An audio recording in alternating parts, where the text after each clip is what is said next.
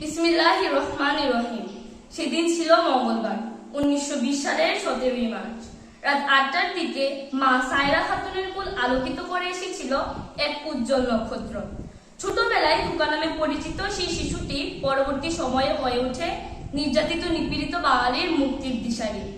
আমার বঙ্গবন্ধু শেখ মুজিবুর রহমান শুধু একজন মহান নেতৃত্বই নয়, তিনি একজন দার্শনিক, যিনি 1971 সাল পর্যন্ত তার ধীর ও বলিষ্ঠ নেতৃত্বের মাধ্যমে আমাদের দিয়ে গেছেন স্বাধীন বাংলাদেশ, যার ফলস্বরূপ তার 56 বছর বয়সেই তাকে 4682 দিনই কাটাতে হয়েছে কারাগারের কালকুঠুরিতে।